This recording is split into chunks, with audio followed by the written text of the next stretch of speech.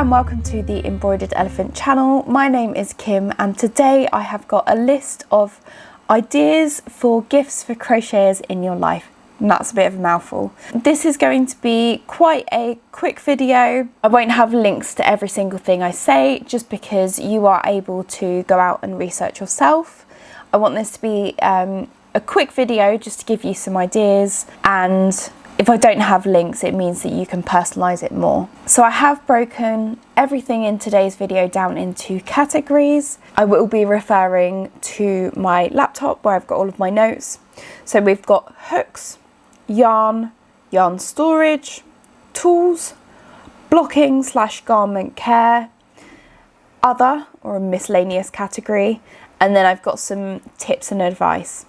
So to start with, I am going to give you some tips or advice. So as I'm going through this quite general list of items that you could buy for the person who crochets in your life, I would just think about the following.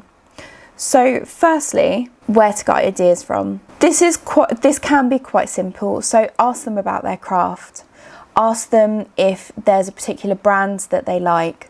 Ask them if they've got any problems that they face when they crochet. For example, do they need a certain tool? Are they missing something? Do they regularly talk about a problem, for example, not having a proper bag to carry their project around with, or needing a certain size hook that they haven't got? Ask them about what they particularly like. Is there a certain brand that they like for hooks? If you live with them and they would be comfortable, have a look at their shelves or where they store their yarn. Again, is there a certain brand that they particularly buy from? Is there a brand of yarn that you know that they've bought from in the past that they see as a particular treat for themselves? Is there something that they all have in common, i.e. are they all the same size yarn? Are they all wool? Or are they all hand-dyed? Are they all acrylic? Are they all from Lion brand? Are there certain size hooks that they're missing, or are they trying to build a collection of one certain type of hook? Pay attention to what they have and what they particularly use. Again, as I'm going through this list, think about particular interests that they have. For example, do they watch certain TV shows? Do they have a favourite character, Disney character maybe? Do they have a favourite animal? Do they really like cats or dogs or guinea pigs? Have they started making garments more, for example? Have they shown an interest in a certain skill? Do they have a favourite colour or a favourite movie or just anything like that?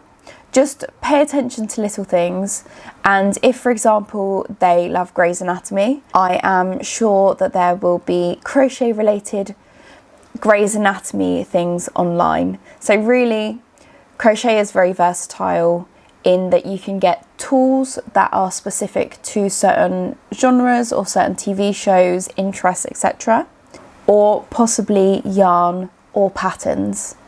So this could be something that would really help make it personalised. And lastly, slightly cheating, either ask them outright what they would like, as most people do know, or have a look at their Amazon saves, if you can do, or their Etsy favourite pages or shops, and use this as inspiration as well. So let's get started. For category 1, we have hooks. So there's only a couple of different ideas on this list. The first one is to get some new hooks. So this could mean either ergonomic hooks if you find that they have pain in their hands. It could be a certain brand. They could be personalised hooks. So I have seen some hooks that have names written on the end of them, which is really cool. They could be unique, so handmade by someone, particularly on Etsy, I see it a lot, or Instagram. And the last one, if they would like to start a new technique, have a look and see if there are certain crochet hooks for this. For example, it may be that they are looking to start lace crochet, in which they would need very small hooks, or it could be that they are looking to start Tunisian crochet hooks, which again are different to normal hooks. Category 2 is yarn. So this could be especially useful if they have been looking at a certain brand or a certain set that they haven't treated themselves to, or you know that they wouldn't buy for themselves because maybe it's a little bit pricey, for example, hand-dyed yarn. And if you aren't totally sure, I would go with a gift card. Buy a gift card to a shop that they use quite often. So this could be Hobby Lobby if you're in America, Hobbycraft, Wool Warehouse, I think they probably do gift cards, or it could be for a certain shop, independent shop, or an Etsy gift card as well. This would give them the choice of choosing their own yarn so that they know that they've got the perfect amount for a project and can make sure that it is exactly what they would usually be looking for. I will say with this category, just keep an eye out. Some people love collecting yarn. Other people are very specific and they are maybe aiming to keep their stash down, or they only like certain types of yarn. So just be a little bit wary if you are buying yarn. A gift card may be easier because then they can choose exactly what they want and the amount that they want, and potentially not add to their stash if that's not what they're trying to do. Category 3 is yarn storage. So the first idea in this category is a project bag. Now I might be quite biased because I do make project bags myself. They tend to be drawstring bags, or they might have a zip at the top of them that is big enough for someone to put their project in, their hook, store their yarn, so they can carry it around either around the house or take it out with them. This helps keep everything together and keep it organised. You can also buy a yarn bowl. It tends to be ceramic or wooden, and it helps to hold the yarn still whilst the person is crocheting, rather than it going all over the floor. A semi alternative to this is also a yarn sock. Again, I sell these in my shop. They're little pouches made from stretchy fabric that you put your wound yarn into, so that when you crochet from it, usually from the center, everything stays together and it stops it from unraveling, particularly if you have it in a project bag or in a different bag. The last idea is a hook roll. So this is just storage for hooks, so that if someone is on the go or they don't particularly have a lot of space to store their hooks, they have got somewhere that they can go, and it's easy access to find the right sizes and to organise them. The next category is quite a long one. It is tools. The first one is new scissors, but good quality ones. I've got a certain pair of scissors that I use all the time. I swear by them. I have got other pairs of scissors, but they're just not the same. It sounds silly, but get a good quality pair that they may not buy for themselves. When I say scissors, they are small scissors. The next that is often needed is a tapestry needle.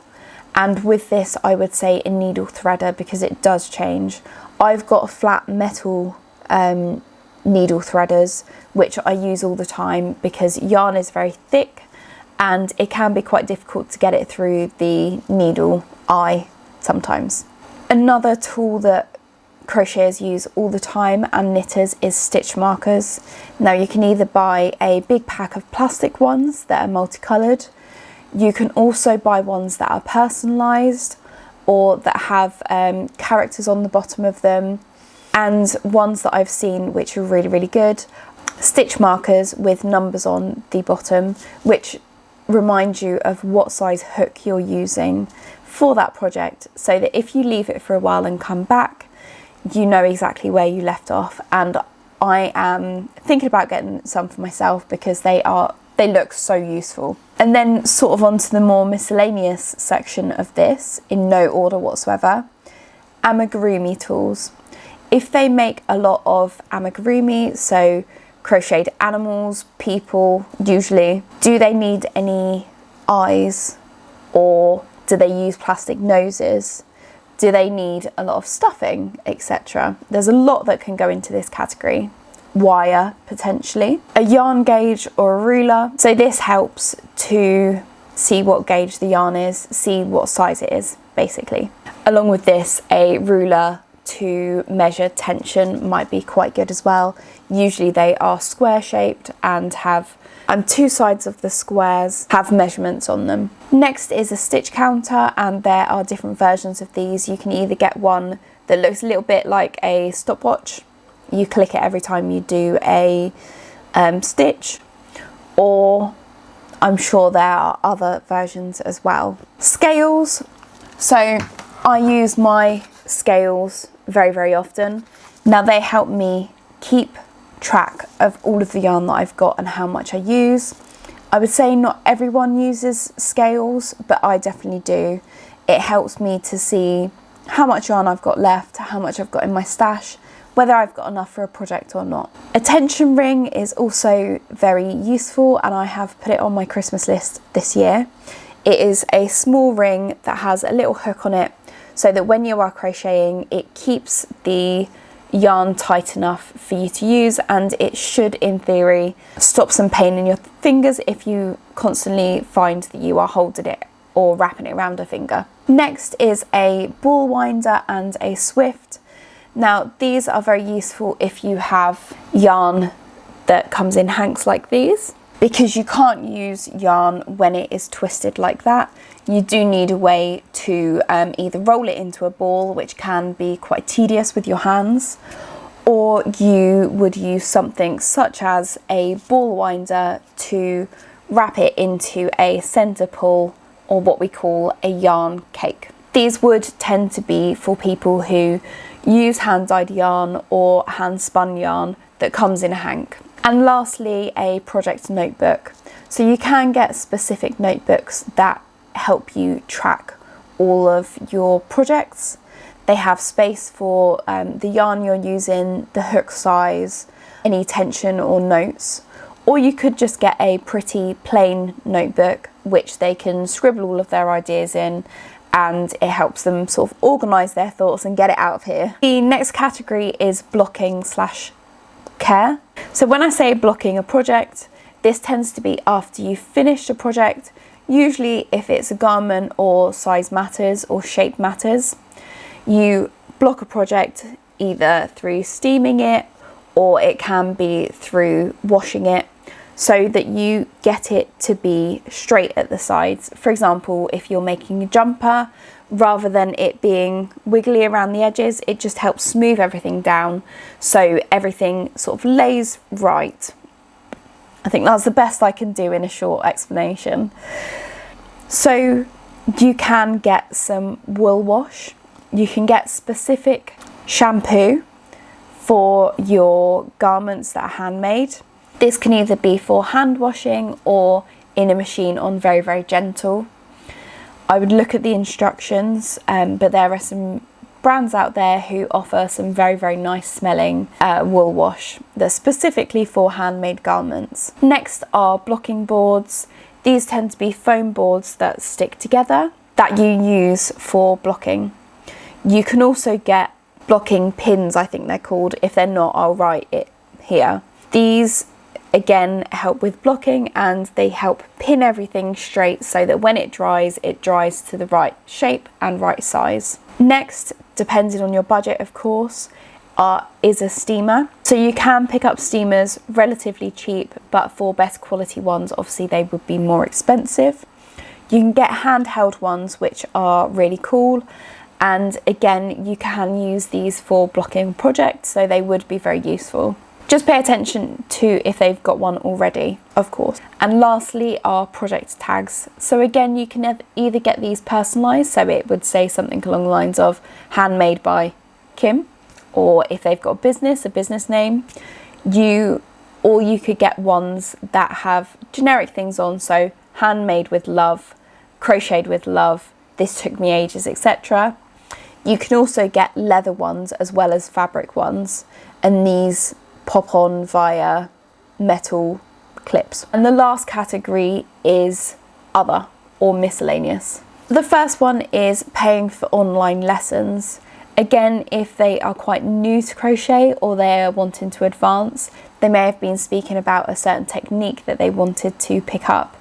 You could pay for one-to-one lessons, or you can pay for an online subscription for certain websites that can help with skills. I know Craftsy is one, but I've never used it. Skillshare is quite well known as well, but obviously you would need to do your research because I'm not part of either of these. You can also get lessons from independent people. I know that I bought some lessons for my mum on Etsy a few years ago now. That's actually how I started crocheting. So they are on offer. It's just a case of looking for them. Next is a magazine subscription. So you can either do it for 6 months, 3 months or a year.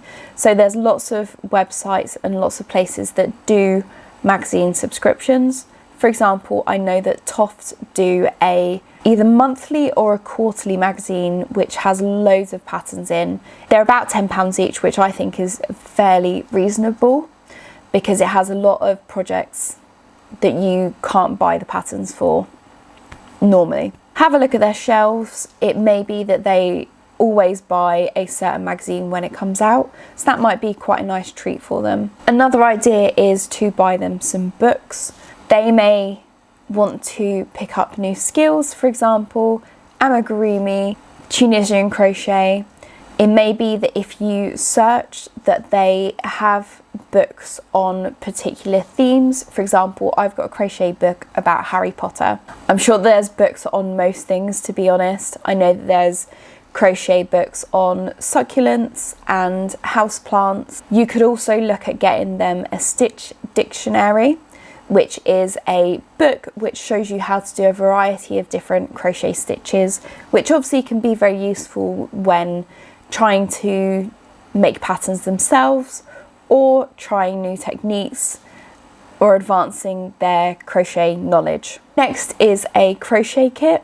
So you can buy subscription boxes from certain websites where they have a different crochet kit every month. You don't necessarily have to pay for all of them or buy a subscription, but you may want to buy a box that they're particularly interested in. Again, I know on Etsy and Amazon, there is a wide variety of different crochet boxes that you can get that have a variety of different projects. So from complete beginners to more advanced people, and from small projects, small amigurumi projects or lace projects probably, all the way up until cushions, bags, slippers, blankets, you name it, there is probably a crochet kit out there for you. And there's a variety of different kits that can match your budget as well. And sort of under the same thing is an amigurumi kit. Again, there's so many available and so many different themes that are available. For example, it could be plants, it could be a certain TV show, it could be a certain animal, etc. And the last one is a handmade gift. Generally, when someone makes things themselves, so when someone is a crocheter, they tend to appreciate more handmade things. So, for example, I know that when I get handmade gifts, I appreciate that a lot more because I know and I can understand the amount of time that it's probably taken someone to do that. So when I make gifts for other people, again, I like them to know that I've thought of them and that I've put time into their present, and no one else has one like it. So if you are a maker yourself and you wanted to make something for this person, I'm sure that they would also appreciate that as well. I'm sure that there are lots of other ideas on what to buy people who crochet for Christmas or for birthday. And if this is the case, pop them in the comments below. I would love to read them. Anything you may need is in the description box below, including my bags and yarn socks if you wanted to check them out as well, or if you wanted to send me an email. So thank you very much for watching.